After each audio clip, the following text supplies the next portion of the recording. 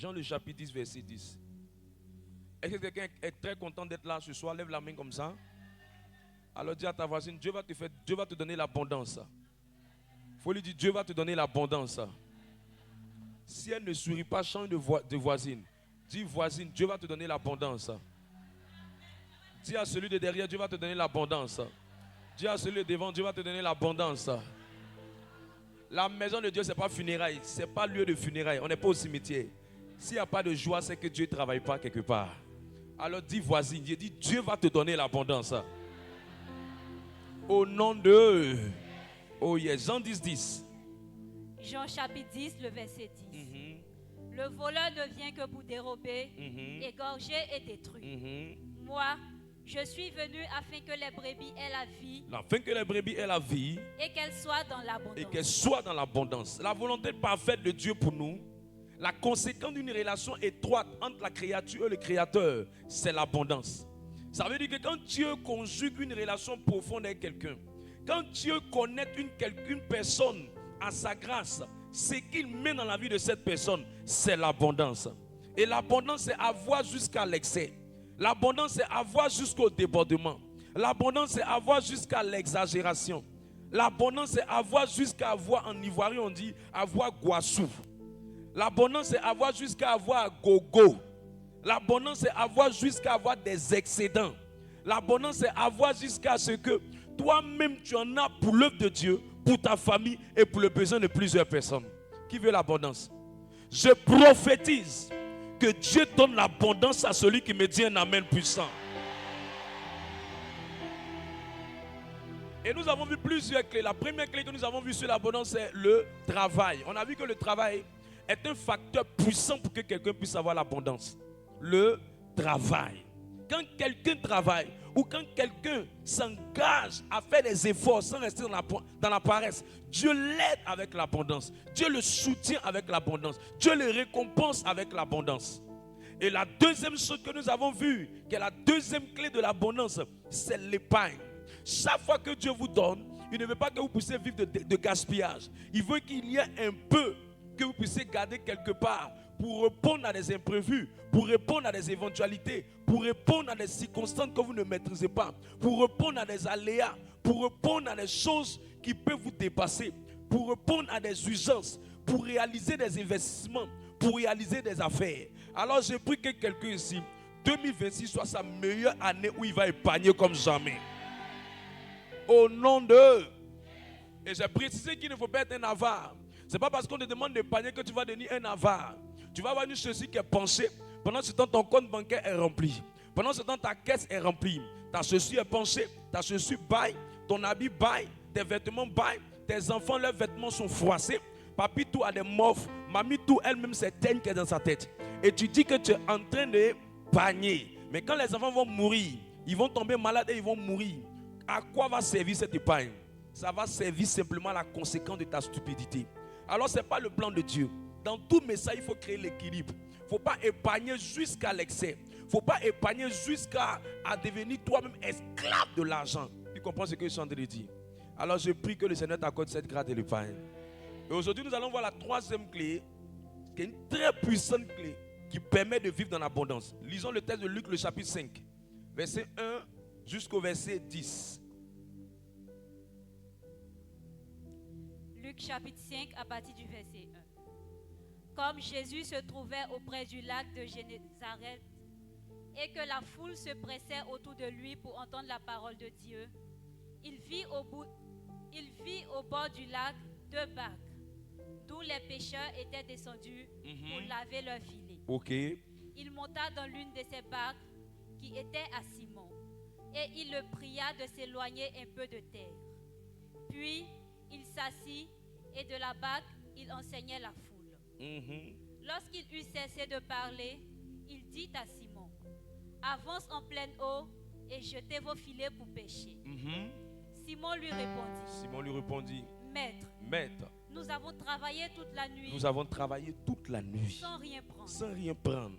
Mais, suis ta parole, je jetterai le filet. » L'ayant jeté, les gens jetaient. ils prirent une grande quantité de poissons. Ils prirent une grande quantité de poissons Et leur filet se rompait. et leur filet se rompait. Ils firent signe à leurs compagnons qui étaient dans l'autre barque de venir les aider. Quand il y a débordement, tu as envie de forcément, tu veux forcément donner à quelqu'un à côté de toi. Amen. Continue. Ils vinrent et ils remplirent les deux barques au point qu'elles enfonçaient. C'est-à-dire que la première barque était pleine et deux autres barques ont été pleines jusqu'à ce qu'elles s'enfonçaient parce qu'elles n'avaient pas la capacité de contenir la quantité qu'ils avaient eue. Verset 8. Quand il vit cela, Simon-Pierre tomba aux genoux de Jésus et dit, Seigneur, retire-toi de moi, Retire-toi de moi, parce que je suis un homme pécheur. parce que je suis un homme pécheur. Car l'épouvante l'avait saisi, lui et tous ceux qui étaient avec lui, à cause de la pêche qu'ils avaient faite. Il en était de même de Jacques et de Jean, fils de Zébédée, les associés de Simon. Alors Jésus dit à Simon, ne crains point, désormais tu seras pêcheur d'hommes. Désormais, tu vas devenir un pécheur d'homme. Mets le verset 11 dessus. Mets le verset 11 dessus. Et, ayant ramené les barques à terre, Ayant ramené les barques à terre, il laissait tout et le suivirent. il laissait tout et le suivit. Parole du Seigneur notre Dieu. Au fait, c'est l'un des meilleurs textes qui enseigne profondément sur l'abondance. Et je te conseille de le méditer encore, de le lire pour que tu puisses avoir beaucoup de révélations sur l'abondance. Je ne suis pas en train de prêcher comment faire pour avoir l'argent. Je ne suis pas en train de prêcher comment faire pour avoir un peu. Je suis en train de prêcher comment faire pour déborder dans ce que vous avez. Alors, qui est intéressé par ce message? Voilà. Je suis pas en train de prêcher comment tu vas faire pour te débrouiller. Je suis en train de prêcher comment tu vas faire pour déborder dans ce que tu as. Alors cela me permet de te donner l'importance de l'abondance. Mes amis, même si tu ne veux pas avoir l'abondance, la vie est devenue tellement chère que tu dois avoir abondamment. Même si tu dis que tu ne veux pas, la vie même est devenue tellement chère que tu dois avoir abondamment. Donc ce n'est pas toi-même souvent qui veux, mais la vie même te dit que mon cher, ma soeur, ma soeur, mon frère, si tu n'as pas abondamment dans cette vie-là, tu peux ne pas t'en sortir. La deuxième raison pour laquelle nous prêchons ce sujet, c'est que nous avons compris que toute personne qui veut vivre épanouie à un moment de sa vie doit pouvoir s'acheter un terrain ou une maison. Or, ce n'est pas des choses qu'on vend à 5 francs. Ce n'est pas des choses qu'on vend à 200. Ce n'est pas des choses qu'on vend à 500. Et si tu veux arriver à ce niveau, il faut que Dieu puisse t'aider avec l'abondance. Parce que si Dieu ne t'aide pas avec l'abondance, tu seras à la merci des humains, des propriétaires de maison. Aujourd'hui, il augmente le loyer. Demain, il n'augmente pas le loyer. Un beau matin, il est fâché. Il dit qu'il veut que les gens quittent sa maison. Il fait ce qu'il veut. Et c'est sa maison. C'est lui qui décide. Voilà pourquoi toute église ou toute assemblée où on enseigne aux gens seulement qu'ils vont avoir l'abondance au ciel, c'est la perdition. Ce n'est pas le vrai message. Ce n'est pas le message de Jésus. Le message de Jésus, c'est d'aider des gens, d'aider le peuple de Dieu à devenir autonome financièrement. C'est d'aider le peuple de Dieu à se prendre en charge financièrement, afin de ne pas devenir esclave de l'argent, mais de donner toute la gloire à Dieu en se soumettant vraiment à lui. Parce que quelqu'un qui est dans le manque sera esclave de lui-même ses propres décisions, ou bien sera esclave des décisions des personnes qui sont élevées sur lui. Or, le plan de Dieu, c'est que chacun d'entre nous puisse être tellement prospère qu'il puisse venir donner la gloire au Seigneur et amener plusieurs personnes à venir regarder leur vie et suivre aussi le Seigneur. Et quand vous regardez ces facteurs importants dans le monde dans lequel on est, mes amis, tout le monde a besoin d'abondance.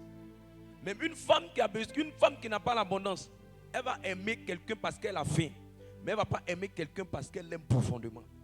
Et c'est important pour elle d'avoir l'abondance. Alors regarde ta soeur à côté de toi et dis-lui, ma soeur, on doit avoir l'abondance. On doit avoir l'abondance. Les garçons sont devenus héros. Elle dit qu'ils ne sont pas devenus héros, elle peut les couper. Je prie et je prophétise que le Seigneur te donne l'abondance. Je prie et je prophétise que le Seigneur te donne l'abondance. Tu dois avoir l'abondance pourquoi encore? Parce qu'il y a beaucoup de choses que tu dois faire pour l'œuvre de Dieu. Il y a tellement de choses dont l'œuvre de Dieu a besoin que si tu n'as pas l'abondance, je te dis tu ne pourras pas, tu seras limité.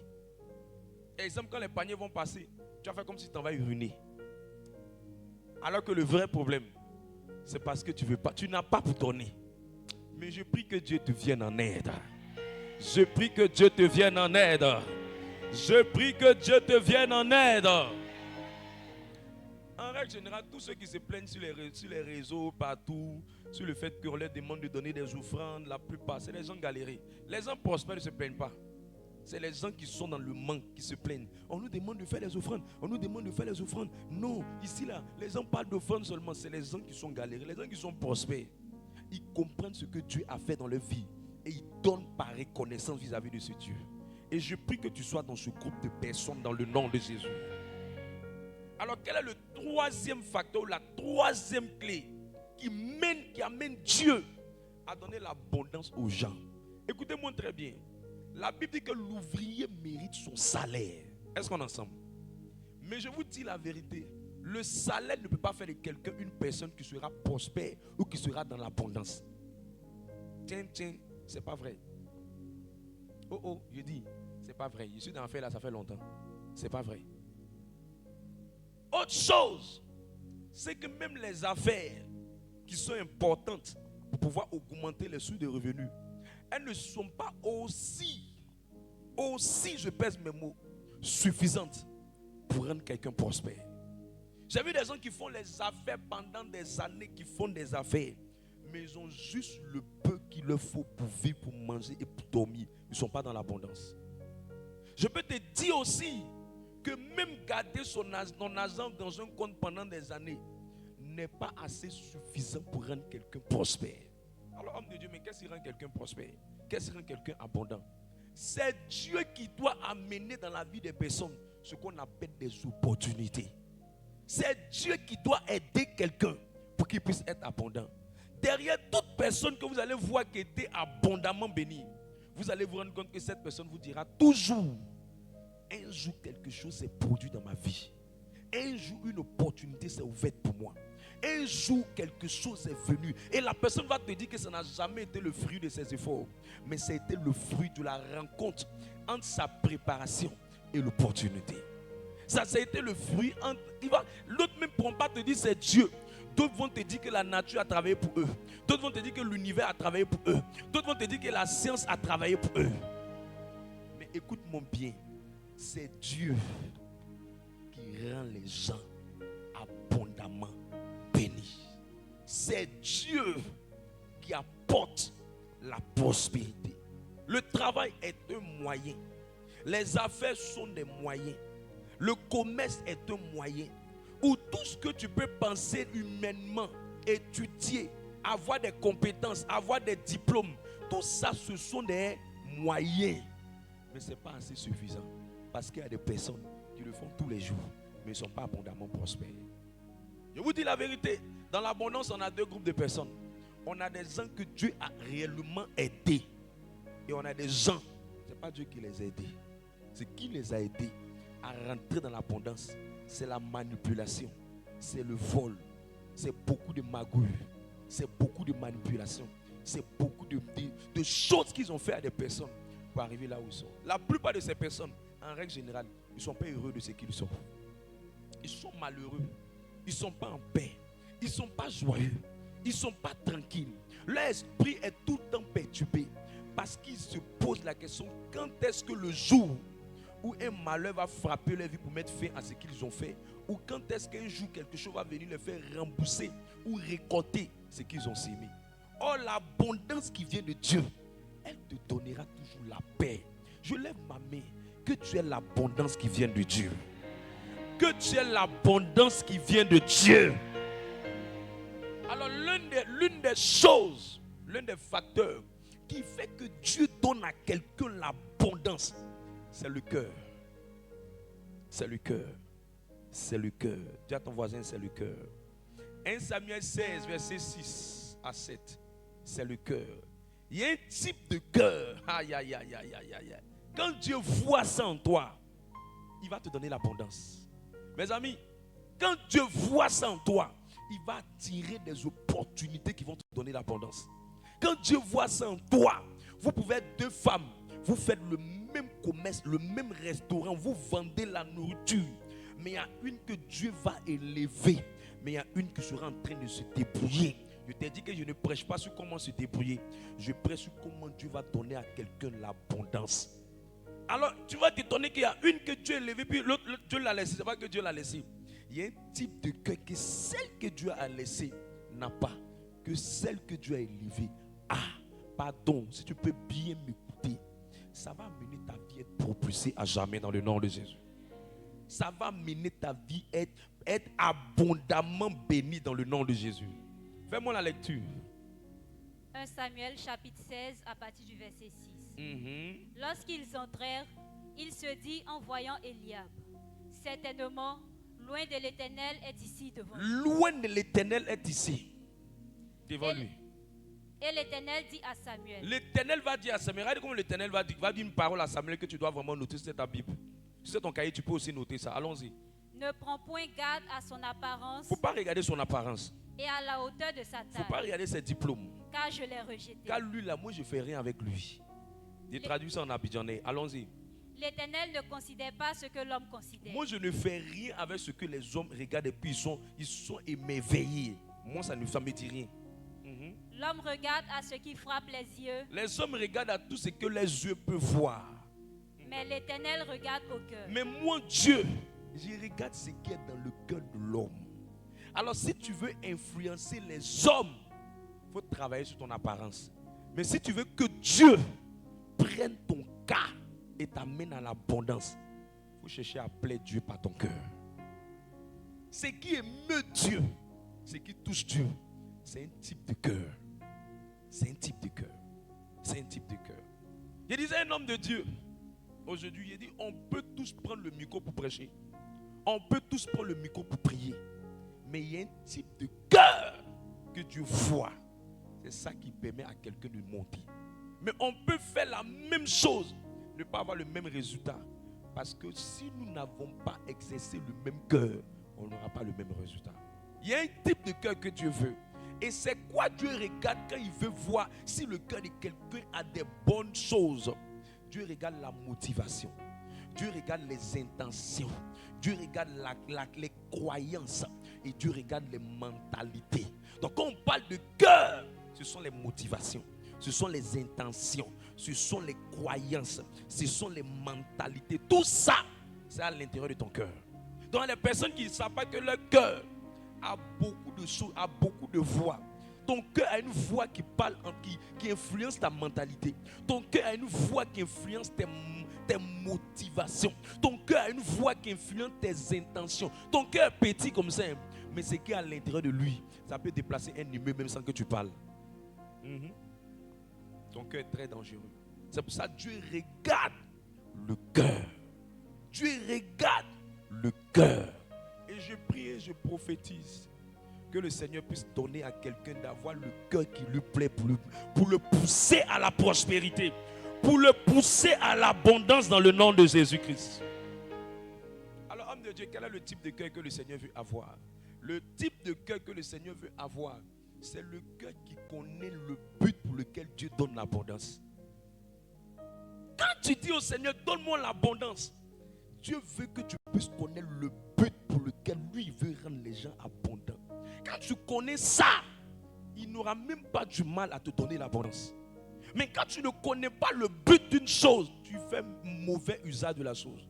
C'est pourquoi tout abus d'une chose, c'est parce que les gens ne connaissent pas le but de la chose. C'est parce que les gens ne connaissent pas la raison pour laquelle la chose doit venir dans leur vie. Quand quelqu'un vient dire Seigneur, je veux avoir un concours, ce n'est pas le concours, Dieu regarde. Ce n'est pas écrit ton nom sur la liste des admis, Dieu regarde. Non, Dieu regarde ta prime. Dieu regarde l'argent que tu vas avoir. Dieu regarde le statut qui va changer. Dieu regarde tes conditions qui vont changer. Est-ce que tu auras le même cœur après? Ou est-ce que ton cœur va changer? Si Dieu voit que c'est le même cœur, il n'a pas peur. Mais s'il sent que tu auras un autre cœur, tu vas prier pendant 100 ans. Tu ne verras rien. Rien. Parce que tu dois connaître. Lui, là, il me donne les choses, c'est pourquoi.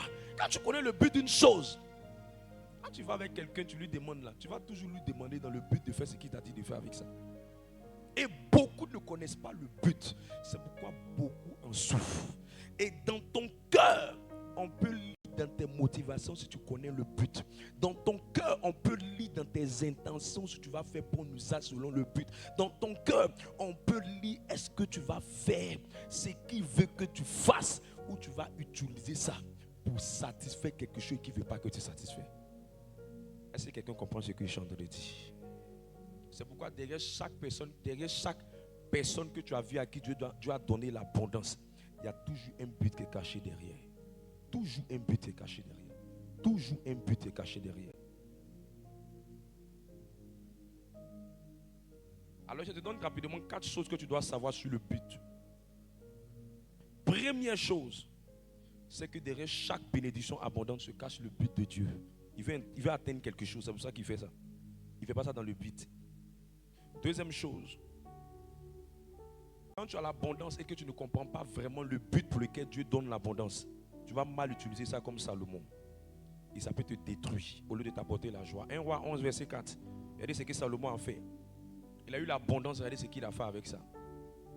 Et ça, vous savez qu'il y a des gens là, c'est l'abondance même qui va les tuer. C'est à cause de l'abondance qu'ils vont souffrir. Il y a des gens, c'est l'abondance même qui va les amener à l'enfer. C'est l'abondance. Et je priais pour une femme très élevée, elle occupait un grand poste dont j'étais le nom. Un grand poste dans le milieu, dans le gouvernement, elle occupait un très grand poste. Et quelqu'un m'a dit, il faut que je parte prier pour la femme. Je lui ai dit, moi vraiment je me déplace pas. Il m'a expliqué, il m'a dit non vraiment que le cas de la femme, c'est vraiment très grave, elle est en train de mourir, tout. Je lui ai dit, ok, on va faire appel vidéo, je vais prier pour la femme à distance. Et quand il m'a montré la vidéo de la femme, j'ai vu une femme très élevée, dans une grande maison. La femme vraiment, elle est très riche. Mais je vous assure, quand moi j'ai vu la photo de la femme, j'ai vu le cercueil, dans une vision, j'ai vu le cercueil de la femme. La femme était déjà en train de mourir. Et j'ai posé la question au Seigneur, mais comment est-ce qu'une femme qui était aussi financièrement bien élevée comme ça peut mourir aussi misérablement? Regardez comment elle est en train de mourir. Elle déféquait même sur elle. Son corps était en train de brûler comme si des asticots étaient en train de sortir d'elle. Et le gars me disait que c'était tellement effrayant que lui ne pouvait plus gérer cette situation-là, qu'il fallait que je prie pour cette femme. Et j'ai vu ça, moi-même mes larmes coulaient. Je voulais prier, mais Dieu me dit que j'ai déjà pris l'âme de la femme, que c'est déjà fini pour cette femme. La seule question que j'ai posée à cette femme, tout ce que tu as eu, qu'est-ce que tu as pu réaliser de particulier avec ça? Elle n'avait même pas les mots pour pouvoir me dire. Elle n'avait même pas les phrases pour pouvoir me dire ce qu'elle était en train de faire avec ça. Sa vie était en train d'aller dans une destruction totale. Elle était dans les derniers de ces derniers jours. J'ai fini par me rendre compte avec le temps qu'il y a des personnes, eux-mêmes, c'est leur abondance qui sera leur destruction. Je prie que l'abondance ne soit pas ta destruction. Je prie que l'abondance ne soit pas ta destruction. Je prie que l'abondance ne soit pas ta destruction. Regardez ce qui est arrivé à Salomon. Dieu lui a donné beaucoup d'argent. Beaucoup d'argent. Beaucoup d'argent. Beaucoup d'argent. Si tu veux te promener à Abidjan, tu veux savoir les gens ont beaucoup d'argent. Il y a une cité qu'on appelle Beverly Hills. Va regarder, tu vas voir les maisons. C'est des maisons sur des 1000 mètres carrés, des 2000 mètres carrés, des 3000 mètres carrés, des 5000 mètres carrés, des 10 000. C'est des maisons individuelles. Les gens ont l'argent. Il faut du voisin. Il faut que ça vienne beaucoup sur nous aussi.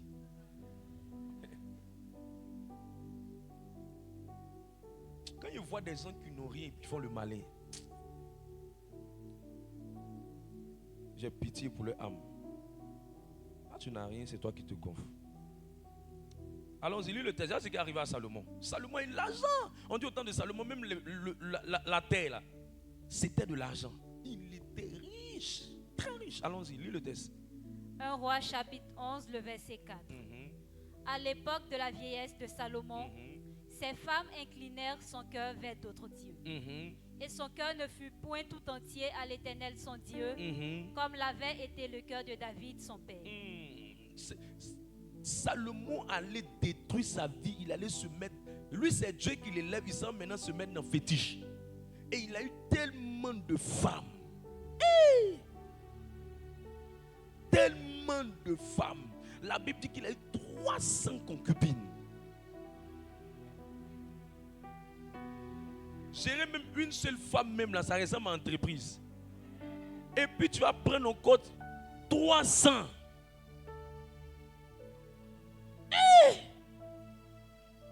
Salomon. Mais qu'est-ce qui a fait ça? Le jeune homme était simple. Quand l'argent est venu, il a commencé à changer. Je prie que l'argent ne te détruise pas. Je prie que l'abondance ne te détruise pas. C'est pourquoi mon troisième point. Parfois, Dieu permet aux gens d'avoir juste ce dont ils ont besoin. C'est pour les protéger d'une mort précoce. Juste. Quelqu'un m'a demandé, mais homme de Dieu, pourquoi vous enseignez que Dieu veut élever tout le monde, mais pourquoi il y a beaucoup de personnes qui ne sont pas prospères? Il lui a dit, il y a des personnes que Dieu veut protéger de la mort précoce. Et s'ils en ont trop, ils vont mourir plus vite. Plus vite. Une mort prématurée. Proverbe 30, verset 8 à 9. Regardez ce que un homme dans la Bible va dire. Un homme sage va dire dans la Bible. Proverbe 30. Proverbe chapitre 30 à partir du verset 8. Je suis sûr qu'il y a des gens dans cette salle. Dieu va toujours te donner l'argent de ton loyer, l'argent de ta nourriture et l'argent de ton matelas. Parce qu'il sait que si tu as beaucoup, tu vas te détruire. Allons-y, lis le texte. Proverbe chapitre 30 à partir du verset 8. Éloigne de moi la fausseté et la parole mensongère. Ne me donne ni pauvreté, ni richesse. Accorde-moi le pain qui m'est nécessaire. Le pain qui m'est nécessaire. C'est-à-dire que ce dont j'ai besoin là, donne-moi ça juste. Il ne faut pas avoir trop, il ne faut pas être en bas, mais juste. Verset 9. De peur que dans l'abondance, de peur que si j'ai ça en abondance, je ne te renie et ne dis. Je ne te renie. Regardez ce qui se passe aujourd'hui en Europe. Les Blancs, ils ne vont plus à l'église. Ils raisonnent. Ils trouvent qu'à faire de Dieu, c'est rien. Tu vois les pays développés, ils s'élèvent comme ça, ils regardent un pays. Et puis ils disent, bon, on va envoyer une bombe là-bas pour aller écraser. Ils ont tellement l'argent qu'ils savent ce qu'ils vont faire. Ils réfléchissent même plus loin. Ils veulent détruire tout ce qu'ils voient. Ils veulent satisfaire leur plaisir. Ils ont demandé à un grand chef d'État, mais pourquoi est-ce que tu as fait ça à telle nation? Il dit, je me suis réveillé le matin, j'ai ressenti qu'il fallait le faire. Et puis bon, j'ai envoyé une bombe là-bas pour les détruire. Parce que bon, j'ai besoin de tout ce qu'ils ont là-bas. C'est-à-dire que l'argent rend les gens orgueilleux. Dis à ton voisin, est-ce que tu es prêt pour l'abondance? Dans un petit travail seulement, tu changes ta démarche. Continue mon texte. De peur que dans l'abondance, je ne te renie et ne dise. Qui est l'Éternel? Qui est l'Éternel? Dieu a fait quoi? C'est pas que je me suis battu. C'est parce que je suis intelligent. C'est parce que c'est ceux-là, généralement, ils meurent très vite. Je les connais plein. Tous ceux comme ça, ils meurent vite. Ils meurent vite. J'étais à la baie des milliardaires. Un monsieur comme ça, il était très riche. Il avait des hectares. C'est-à-dire que le gars qui a le plus de terrain dans l'endroit, c'est lui. Il est mort devant mes yeux. On partait faire évangélisation. Nous regarde. Quittez là-bas avec vos alléluia là. Quittez là-bas. Tu connais comment quand les gens meurent, ce genre de personnes, ils meurent très mal. J'en ai vu plus d'une 50aine de gens qui ont renié Dieu, qui ont méprisé les choses de Dieu, qui sont très mal morts. Et ça, c'est parce qu'il avait l'argent dans sa poche.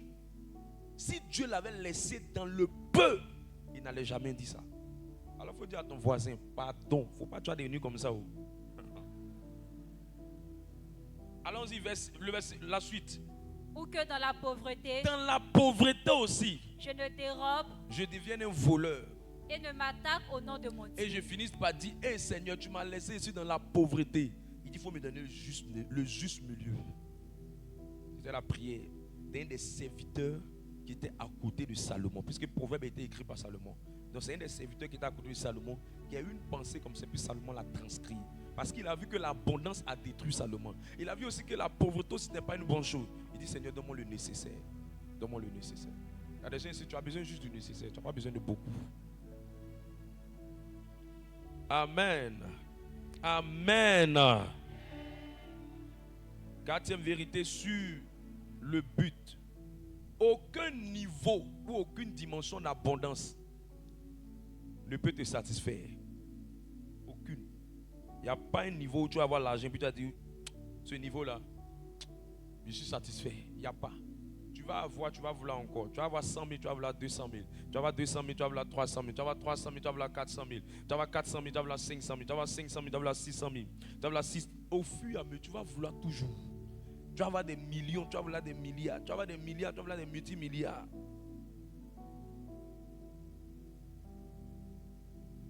La seule manière de satisfaire quelqu'un, c'est quand son argent est en train de faire du bien à d'autres personnes. C'est ça qui est joyeux. Tous ceux qui ne font pas ça, ils sont malheureux. Parce que l'argent là, ça ne va jamais te rassasier. Ça ne va jamais te satisfaire. C'est quand tu es en train d'accomplir quelque chose de glorieux, quand tu es en train d'accomplir un but divin, c'est là que tu commences à sentir une certaine satisfaction. C'est pour ça que la Bible dit qu'il n'y a plus de joie à donner qu'à recevoir. Parce que c'est l'argent lui-même, la possession, ne va jamais te donner une grande joie. Ça va juste te permettre d'avoir une certaine sécurité. Mais la grande joie, c'est ce que tu en fais avec l'argent qui va t'apporter une certaine satisfaction. Je prie que l'abondance ici ne te change pas dans le nom de Jésus. Ne te change pas dans le nom de... Luc le chapitre 5 verset 11. Premier type de cœur qu'il faut avoir. Quand Dieu veut donner l'argent à quelqu'un, la première raison qu'il va regarder pour lui permettre, qu'il va regarder dans son cœur, pour lui donner l'abondance. Allons-y, c'est dans Luc 5, 11. Luc 5, 11. Luc chapitre 5, le verset 11. Et, ayant ramené les barques à terre, il laissait tout et le suivit. Et le suivit. Il laissait tout et le suivit.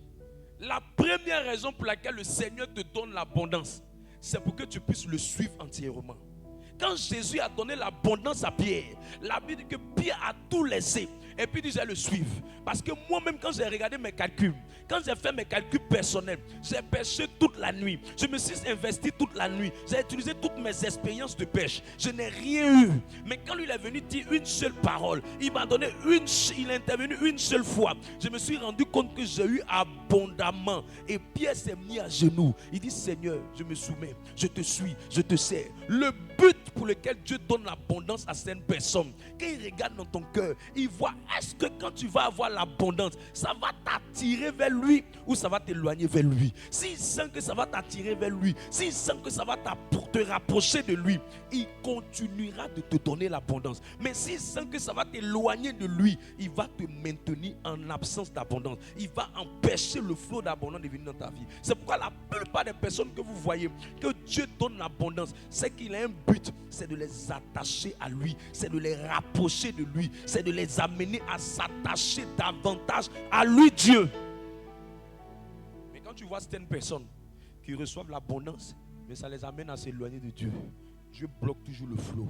Dieu bloque toujours le flot. Dieu bloque toujours sa grâce. Et il n'arrive plus à évoluer dans cette dimension. Parce qu'au lieu de s'attacher à lui qui est la source, ils ont commencé à mettre leur confiance en la ressource. Si tu ne me crois pas, va demander au fils prodigue. La Bible dans le livre de Luc, le chapitre 15, le fils prodigue s'est éloigné de son père parce qu'il avait eu l'abondance. Au verset 13, les textes bibliques expliquent qu'à cause du fait que le fils prodigue s'est éloigné de son papa, il a tout perdu. Alors, homme de Dieu, qu'est-ce que je dois faire? Quel est le type de cœur que je dois avoir ici? C'est le type de cœur selon lequel, Seigneur, si tu me donnes, je garderai une relation avec toi. Donc quand Dieu va vouloir te donner, il ne va jamais te donner un coup gros. Il va te donner toujours un peu. Et puis il va voir combien de fois tu arrives à rester attaché à lui. Combien de fois tu arrives à rester engagé en lui. Combien de fois la prière prend la première place dans ta vie. Même quand tu as des missions importantes. Si on dit c'est la prière, tu décales tes rendez-vous à cause de la prière. La prière avant tout. La relation avec Dieu avant tout. La relation avec la source avant tout. Parce que les ressources peuvent finir, mais la source ne finit jamais. Les ressources peuvent s'épuiser, mais la source ne s'épuise jamais. Dieu ne finit jamais. Le matériel peut finir, les voitures peuvent finir, l'argent peut finir, les relations peuvent te quitter, mais Jésus, il ne te laissera jamais. Jamais. Quand tu veux, regarde bien nos frères, nos cousins d'à côté. Ils ne vont jamais laisser leur rencontre de mosquée, leur rencontre quelque part, au détriment de quoi? D'un client, d'une affaire, d'un marché? Jamais. Ils mettent ça toujours en première position. Et voilà, en Côte d'Ivoire, les plus riches en Côte d'Ivoire, ce sont ces gars-là. Mais pourquoi? Parce que la plupart des chrétiens, ils sont dans, Dieu même voit, Dieu même sait, Dieu même comprend, c'est important, les clients m'appellent, je dois aller faire telle affaire, il y a telle chose à faire. La plupart, ils ne sont pas dans l'abondance, ils sont des nécessiteux. Je peux vous dire, en pesant mes mots aussi clairs, le nombre de chrétiens qui sont capables de donner des terrains, qui sont capables de donner des maisons, qui sont capables de donner des voitures, on peut les compter du bout des doigts. On peut les compter du bout des doigts. C'est pourquoi le nombre de chrétiens que Dieu lève, c'est tellement faible sur la masse. beaucoup sont dans la galère. Beaucoup sont dans le juste milieu. Et il y a peu qui sont dans l'abondance. Je me suis posé la question, pourquoi? Et Dieu m'a dit, beaucoup ne s'attachent pas à moi. Parce qu'ils regardent le matériel, mais ils ne regardent plus à moi quand je commence à leur donner. Donc chaque fois que tu viens vers Dieu, pour dire au Seigneur, je veux l'abondance, il faut retenir cette première motivation que Dieu voit dans ton cœur. Est-ce que tu cherches à t'attacher à moi? Est-ce que tu cherches à te rapprocher de moi? Est-ce que tu cherches à marcher avec moi? Chaque fois que tu sens que Dieu est en train de te bénir aussi, il ne faut jamais oublier cette vérité. Seigneur, tu m'as donné ça hier. Je ne veux jamais que je reste à ce niveau. Parce qu'après ce niveau, il y a un autre niveau. Après ce niveau, il y a un autre niveau. Après cette dimension, il y a une autre dimension. Seigneur, je ne vais pas me contenter de cette dimension. Il y a plus de gloire encore à voir. Il y a plus de bénédiction encore à voir. Seigneur, que mon cœur ne s'éloigne pas de toi. Tu fais de ça ta prière. Quand tu sais que tu commences à faiblir, tu te relèves le plus rapidement possible. Quand tu sais que tu commences à chavirer, tu te relèves le plus rapidement possible. Parce que tu comprends que le secret de l'abondance, c'est de se laisser attirer par Dieu et non s'éloigner par Dieu. Quelqu'un comprend ce que je viens de lui dire? Je prie que ta vie de prière ne baisse jamais. C'est pourquoi l'une des manières, je te donne le secret, l'une des meilleures manières de monter en prospérité, c'est d'oublier que tu n'as pas, tu as l'argent. Tous ceux que j'ai vus, avec qui j'ai causé, qui sont des milliardaires, des gens qui ont l'argent sauvagement. Quand je dis sauvagement, c'est sauvagement. La plupart, ils se comportent toujours comme des personnes qui, ils oublient leurs ressources. Ils ne prennent pas, ils ne mettent pas leur vie sur le compte de leurs ressources. Jamais. Ils ont une pensée selon laquelle ça là, ça peut partir. Ça là, ça peut changer. Parce que mes amis, si Dieu te laisse, si Dieu te laisse, si Dieu abandonne quelqu'un, tu n'as pas idée. Tu n'as pas idée. Tu n'as pas idée. Elle arrivera à Palmyra ici. Un monsieur, il était tellement riche. Je me suis rendu compte que la richesse et la pauvreté sont séparées juste par un fil d'aiguille. On lui a dit que sa fille est malade. Dans sa fille est malade là, il a dépensé. L'argent qu'il a mis dans ce qu'on doit prendre pour soigner sa fille, jusqu'à ce que sa fille meure. Ils l'ont envoyé même en Europe, aller la faire soigner, jusqu'à ce que sa fille meure. Au dernier moment où sa fille est partie, ce qui restait à ce monsieur, on peut compter, c'était pratiquement près de 10 000 francs. Ça a vidé la fortune de la personne. Le monsieur est devenu tellement humble. Dieu, je viens de parler, le monsieur lutte plus. Quand Dieu enlève la richesse à quelqu'un, tu n'as pas idée.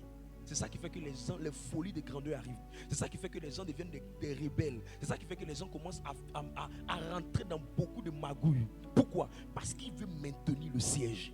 Quand Dieu vous aide, gardez une relation avec lui. Il ne faut pas que la prière vienne en deuxième place dans ta vie. Je t'en supplie. Il y a des gens qui se vont prier pendant. Quand je vois des chrétiens en train de souffrir, j'ai mal au cœur. Comment quelqu'un peut aller, un chrétien peut aller passer un concours qu'on appelle concours. Un concours où des milliers de personnes passent. Et il pense que c'est parce qu'il est intelligent qu'il va avoir. Et il pense que c'est parce qu'il a beaucoup prié qu'il va avoir. Arrêtez de vous tromper. Dieu regarde à votre cœur. Dieu regarde, est-ce que après le succès, tu auras le cœur attaché à lui ou tu auras le cœur détaché de lui? S'il sait, s'il sent, s'il voit, je te dis la vérité, la main de l'Éternel peut écrire ton nom même là où la personne qui écrit. La main de l'Éternel peut te donner le succès là où personne ne peut te donner le succès. Là où la main des hommes s'arrête, si Dieu prend ta main, ton affaire en main, il n'y a personne qui peut t'arrêter quelque part. Je prie que ton cœur soit attaché à Dieu dans le nom de Jésus. Luc, le chapitre 5, verset 10. La deuxième chose que Dieu voit dans ton cœur, et il prend quelqu'un et puis lui donne l'abondance. La deuxième chose, je te donne la deuxième chose. Allons-y. Luc chapitre 5, le verset 10. Il en était de même de Jacques et de Jean, fils de Zébédée, les associés de Simon. Alors Jésus dit à Simon, ne crains point. Ne crains point. Désormais, tu seras pécheur d'hommes. Tu seras pécheur d'hommes. La deuxième chose que Dieu voit dans le cœur, comme intention, comme motivation, comme mentalité, c'est que Dieu voit à l'intérieur de ton cœur que tu deviendras dans l'abondance. Qu'il te donne l'abondance, c'est pour que ta vie devienne tu deviennes un instrument d'évangélisation. Un instrument d'évangélisation. Un gagneur d'âme influent. Dieu ne donne pas l'abondance aux gens parce qu'ils sont là. pour la mairie. Non. Dieu donne l'abondance aux gens parce que quand Dieu te redit, celui-là, si je lui donne, celle-là, si je lui donne, elle va devenir une référence pour sa génération. Quand les gens vont la voir, ils vont dire, oh, elle était pauvre. Oh, il était misérable. Mais regarde ce que Dieu lui a donné. Regarde ce que Dieu a fait avec lui. Regarde ce que Dieu lui apporte. Je vais suivre son Dieu. Je vais prier là où il prie. Qui est son père spirituel? Dans quelle communauté il prie? Quel est son Dieu? Je veux que son Dieu devienne mon Dieu. Je veux que son père spirituel devienne mon père spirituel. Je veux que sa communauté devienne ma communauté. Je veux que c'est la prière qu'il a fait pour devenir ça. Ce soit aussi ma prière. Je veux le suivre. Je veux suivre ce Dieu. Et ta vie devient un tableau qui affiche la gloire de Dieu. Ta vie devient un message qui affiche la gloire de Dieu. Dieu veut bénir les gens abondamment pour qu'ils deviennent des instruments pour évangéliser les gens. Des instruments pour transformer les gens. Des instruments pour gagner des personnes. On est fatigué des chrétiens qui ont des bénédictions et leur vie ne gagne personne. Ils sont inutiles comme des sacs de patates pourries. Ce que Dieu veut, il veut des gens, quand il va leur donner, les gens vont lui dire, c'est ça là, c'est Dieu qui fait ça. C'est Dieu qui fait ça. Ça ne sert à rien d'avoir beaucoup d'argent, mais personne n'est sauvé par ta vie. Mes amis, l'éternité est plus longue que le présent. Tout ce que vous voyez sur cette terre, la Bible dit que quand on va quitter cette terre, il y aura une nouvelle terre et de nouveaux cieux. Ça veut dire que tout ça là, ça va partir. L'argent en banque, ça va partir. Les maisons vont partir. Les véhicules vont partir. Tout ça va disparaître. Mais ce qui va rester dans l'éternité, c'est ce que ta vie a apporté pour le royaume. C'est ce que ta vie a apporté pour les âmes. C'est pourquoi quand vous partez à des funérailles des gens, ne partez pas pour aller pleurer. Partez pour aller voir. Le jour où vous allez partir, qu'est-ce que vous aurez laissé à vos générations? Qu'est-ce que vous aurez laissé à l'humanité? Qu'est-ce que Dieu pourra dire sur votre corps, sur votre âme? Cette-ci, c'est ma servante. Elle m'a servi. Elle a été utile. Elle a été importante. C'est ce que Dieu cherche. Dieu cherche qui va faire son atalakou, qui va démontrer sa gloire. C'est pourquoi quand quelqu'un prie, il doit aligner sa demande à cette motivation que Dieu cherche, à ce type de cœur que Dieu veut. C'est ça là que Dieu regarde. Les gens sont là. Moi je prie, je prie, je prie. Le Seigneur ne m'exauce pas. Quel est ton cœur? Mauvais, les fonds sont mauvais, les racines sont mauvaises, les racines ne sont pas pures, les racines ne sont pas justes, les racines ne sont pas bien fondées. Il sait avec le temps que toi là, tu ne seras pas un sauveur d'hommes. Mais je prie qu'aujourd'hui, Dieu utilise ta vie pour contribuer à sauver des milliers de personnes. Je prie que Dieu utilise ta vie pour contribuer à sauver des milliers de personnes. Donne-moi un amen encore plus puissant que ça. Le troisième facteur ou la troisième racine que Dieu voit dans le cœur de quelqu'un, et lui donne l'abondance. Et c'est un but très puissant. Quand vous voyez quelqu'un qui te donne l'abondance, s'il n'a pas impliqué, s'il n'a pas dans son cœur les deux premiers que je viens de dire, vous allez vous rendre compte que dans le cœur de cette personne, il veut aider sa famille, il veut aider les pauvres. Il a ça dans son cœur. Moi, je n'ai pas encore vu quelqu'un que Dieu a élevé au hasard. Oh, c'est magie. Depuis qu'elle est dans la chorale, elle n'a évolué jamais. Je n'ai jamais vu quelqu'un que Dieu a élevé par magie. Tu vas voir que la racine dans son cœur, les motifs de son cœur, c'est quelqu'un qui est un fardeau pour les démunis, qui est un fardeau pour sa famille, qui est un fardeau pour les orphelins, qui est un fardeau pour enlever les gens de la misère. Il ne supporte pas.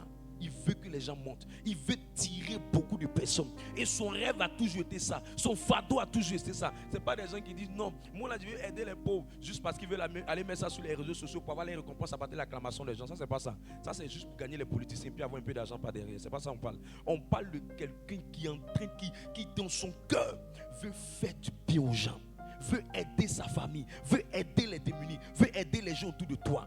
Et Dieu, pour voir que ça vient vraiment de ton cœur, il va regarder combien de fois quand tu n'as pas encore, combien tu peux faire un peu, comment tu arrives à faire un peu, comment tu arrives à contribuer chaque mois pour aider ta famille, pour aider tes frères, pour aider tes soeurs, pour aider les gens avec qui tu es en difficulté.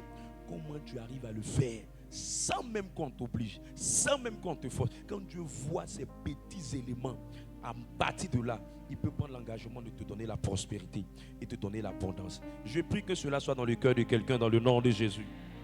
Je prie que cela soit dans le cœur de quelqu'un dans le nom de Jésus. 1 Roi le chapitre 3, verset 6 à 9.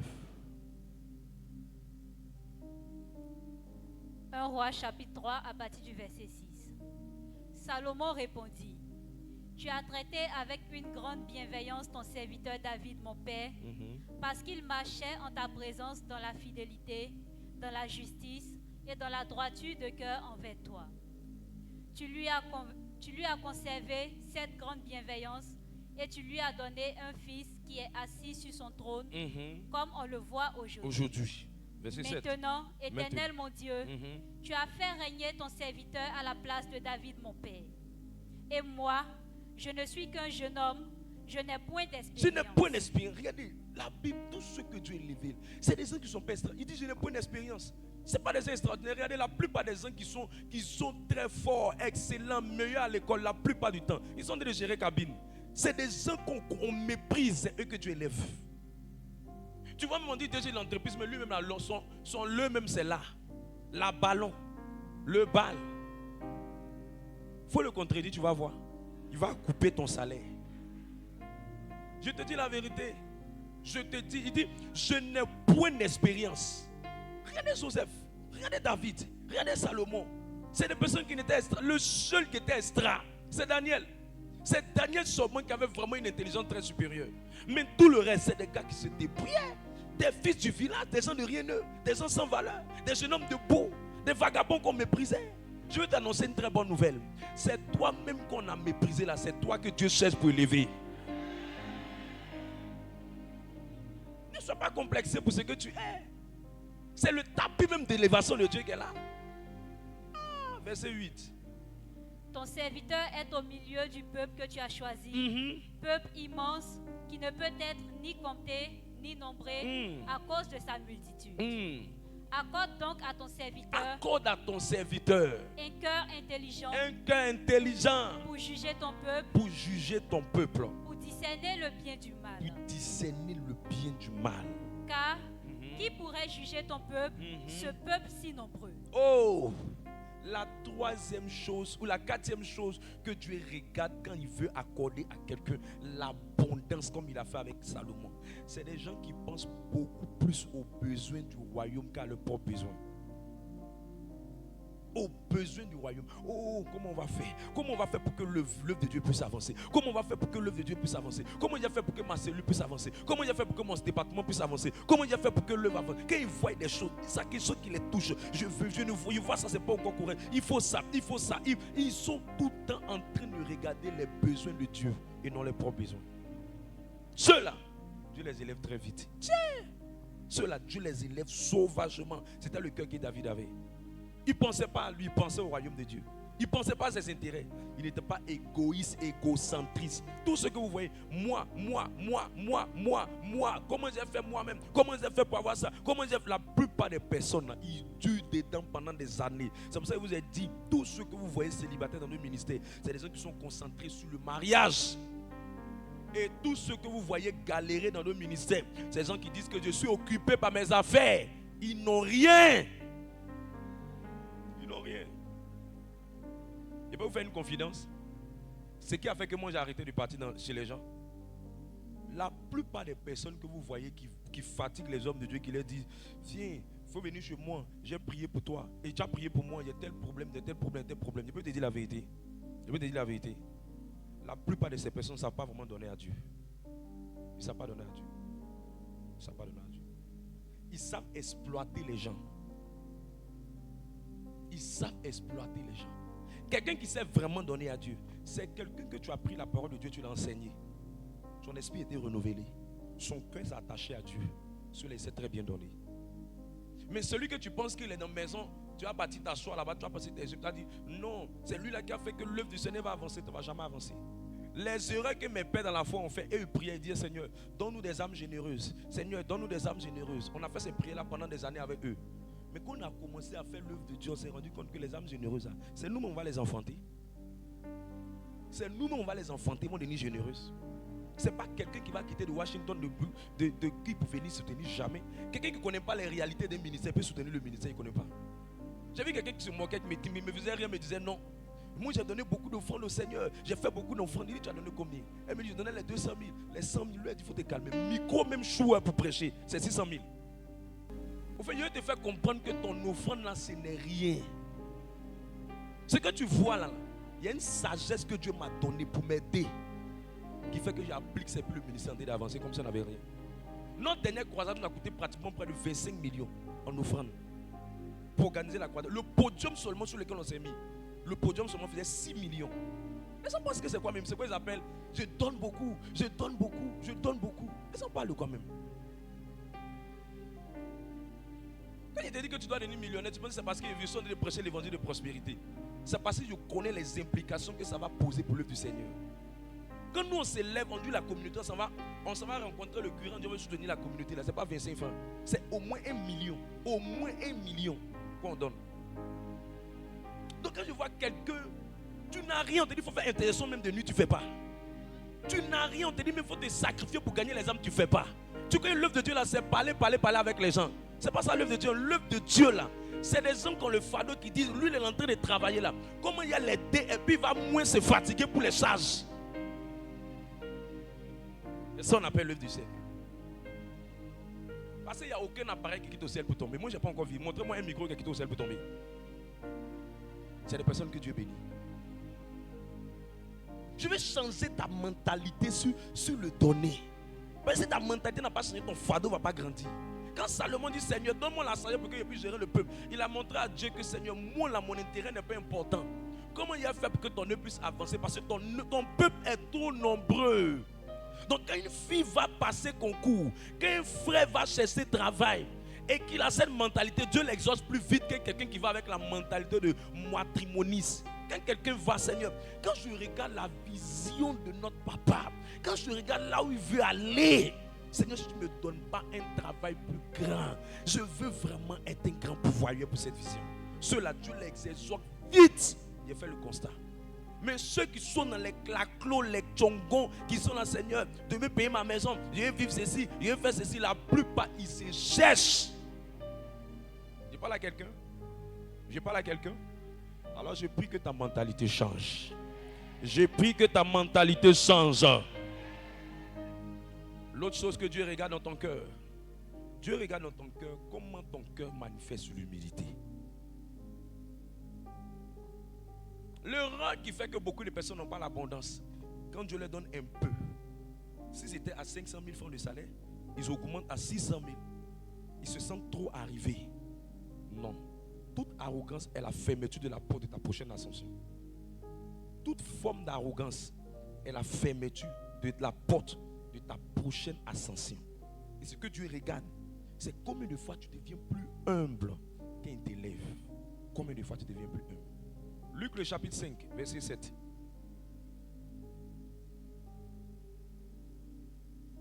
Luc chapitre 5, le verset 7. Il fit signe à leurs compagnons qui étaient dans l'autre barque de venir les aider. Il vint et il remplit les 2 barques au point qu'elles enfonçaient. Quand il vit cela, Simon-Pierre tomba aux genoux de Jésus et dit, tomba aux genoux de Jésus. Seigneur. Et il est devenu humble. Il s'est rendu compte que lui là, il a la stratégie marketing.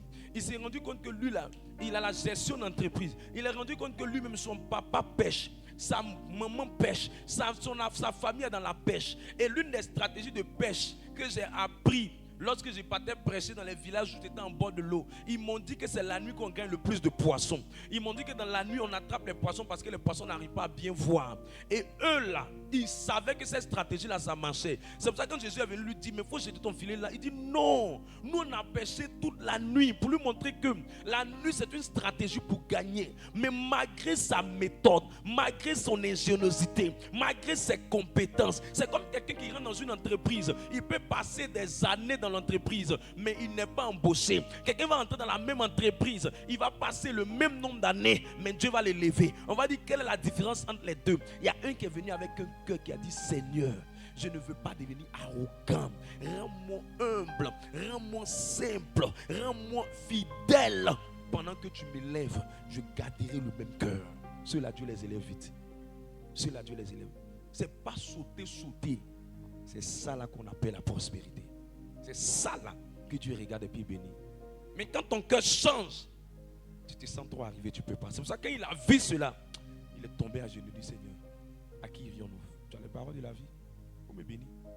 Tu ne changes pas. Je prie que le cœur de quelqu'un ne change pas.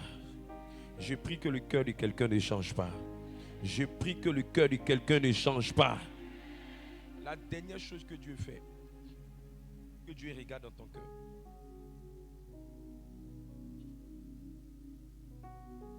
c'est un amour fou pour lui. Un amour fou pour lui.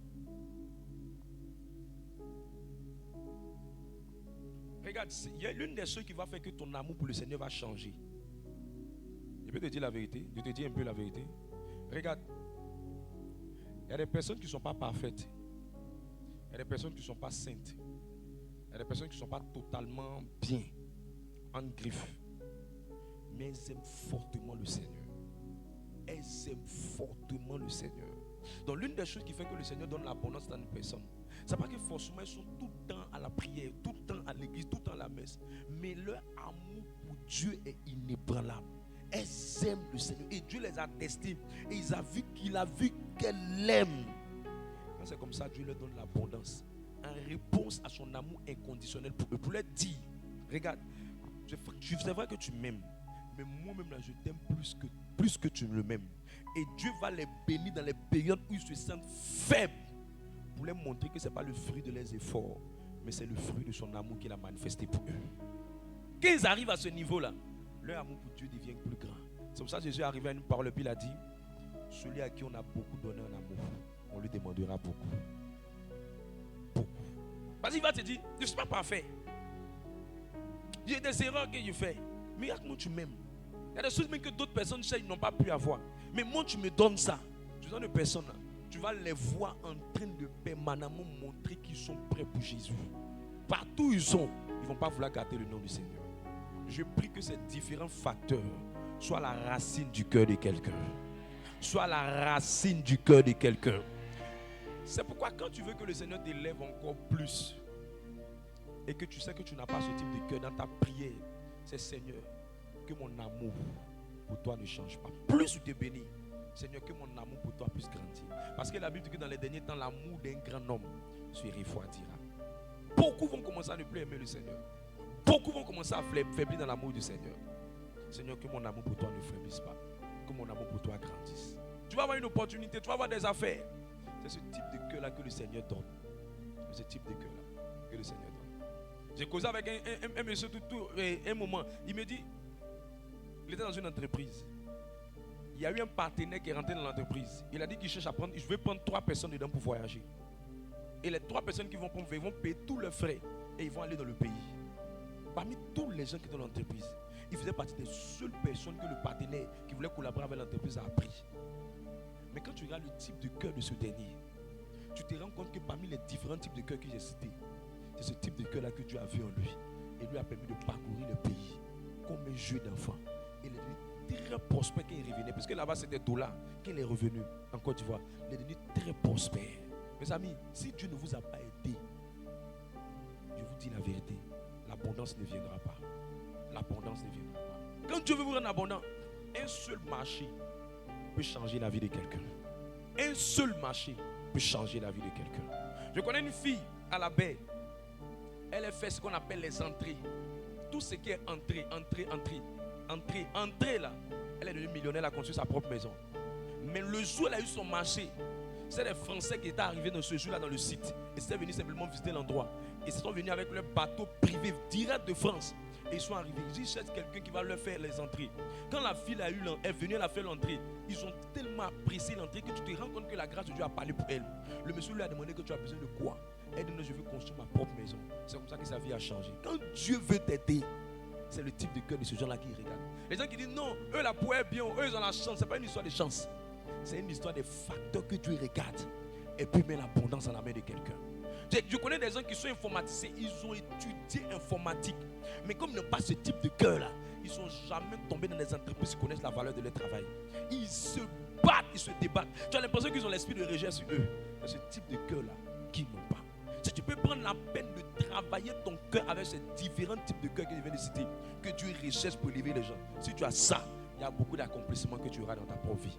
Là où les autres vont dire que c'est difficile, quand tu vas mettre tes 2 pieds là-bas, ça va devenir accessible pour toi. Que le Seigneur t'accorde cette grâce dans le nom de Jésus. Alors tiens-toi sur tes pieds. Lève-toi sur tes pieds. Merci Jésus. Merci Jésus. Merci Jésus. Merci Jésus. Merci Jésus. Merci Jésus. Alors tu vas simplement mettre la main sur ton cœur. Et tu vas dire, Seigneur, donne-moi un cœur qui te plaît. Un cœur que tu trouves agréable. Un cœur que tu trouves agréable. C'est ce cœur-là à qui tu donnes l'abondance. Seigneur, je veux l'abondance, mais donne-moi le cœur qui correspond à l'abondance. Alors prie pour ton cœur toi-même. Prie pour ton cœur. Prie pour ton cœur. Prie pour ton cœur. Prie pour ton cœur. Pose la main pour ton cœur. Et prie pour ton cœur. Sharamale Kabaya. Il y a un type de cœur que tu veux. Tu m'as dit, il y a beaucoup qui luttent, qui se débattent. Parce qu'il y a un type de cœur que toi tu veux avoir. Il y a un type de cœur que tu cherches. Le cœur qui se soucie des démunis, des pauvres, des sans-abri, des nécessiteux. Le cœur qui se soucie du royaume de Dieu. Comment financer l'évangile. Comment soutenir les besoins de l'œuvre de Dieu. Le cœur qui se soucie des âmes.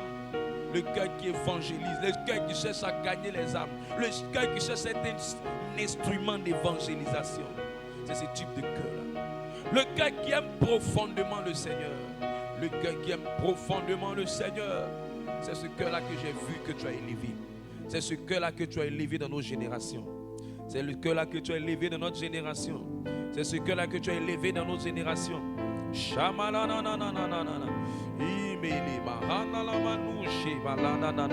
Change le cœur. Donne-nous un autre cœur. Donne-nous un autre cœur. Donne-nous un cœur qui te plaît. Donne-nous un cœur qui te plaît. Un cœur rempli d'humilité. Un cœur qui n'est pas arrogant devant l'élévation. Ce n'est pas parce qu'il a beaucoup d'argent qu'il devient orgueilleux. Il ne salue plus. Il est fier de lui. Il est imbu de lui. Elle est arrogante. Elle est devenue fière d'elle. Elle ne peut plus s'excuser. Il ne peut plus s'amender. Il ne sait pas demander pardon. Tu n'aimes pas ce genre de cœur, Seigneur. Tu me l'as dit. Tu m'as dit que plus je t'élève, mon fils, garde ton cœur dans l'humilité. L'argent change. Mais ce n'est pas l'argent qui est le problème, c'est le cœur qui est le problème. Ce n'est pas l'argent qui est le problème, c'est le cœur qui est le problème. Tu as augmenté le salaire de certaines personnes qui ont changé. Il y a certaines personnes qui n'ont plus le temps. Un cœur qui est dans ta présence. Il y a des gens qui n'ont plus le temps pour venir à la prière. Ils viennent à l'heure qu'ils veulent, ils viennent comme ils veulent. Parce qu'ils ont eu un travail, une situation. Il y a des gens qui ne comprennent pas l'importance de te donner la première place dans leur vie. Ils ne savent pas que la bénédiction a pour but de nous rapprocher de toi. Ils ont commencé à s'éloigner de toi depuis un certain moment. Parce qu'elle a eu un travail, elle a eu un mari. Les choses ont commencé à marcher pour elle. Elle ne prie plus, ça ne lui dit rien. Il ne jeûne plus, ça ne lui dit rien. Il fait une semaine sans jeûner, ça ne lui dit rien. Il se complaît dans sa position. Il pense qu'il est trop arrivé. Elle pense qu'elle est trop arrivée. Elle n'a même pas un jour de jeûne. Parce que ses affaires marchent. Les choses marchent pour elle. Alors qu'il y a une dimension plus grande que tu veux lui donner. Il y a des opportunités plus grandes que tu veux lui donner. Il y a des constructions plus grandes que tu veux lui donner. Il y a des bénédictions plus grandes que tu veux lui donner. Mais elle se contente de ce niveau. Et elle commence à ne plus venir dans ta présence. D'autres même n'ont plus le temps de prier. D'autres même n'ont plus le temps de te chercher. D'autres même préfèrent mettre les affaires à la place de ta présence. Les dimanches et les mercredis ne sont plus importants pour eux. C'est leur problème qui est devenu plus important pour eux. Ce n'est pas ce cœur-là que tu veux.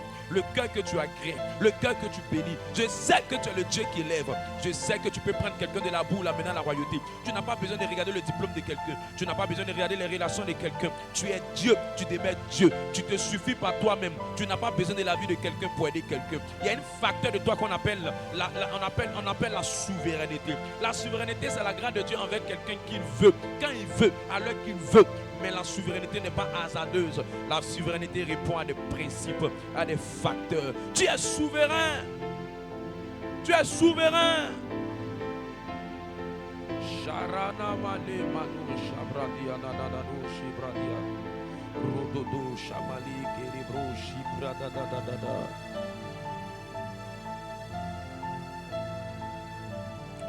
Au nom de... Lève la main d'autorité. Jésus, Jésus. Donne-moi l'abondance. Ce mois-là, ouvre les portes, les opportunités. C'est sur toi que je compte. Je ne compte pas sur quelqu'un. Amène-moi les opportunités qui vont m'amener dans l'abondance, afin que je puisse être un pilier pour l'avancement de ton œuvre. Commence à prier dans cette direction.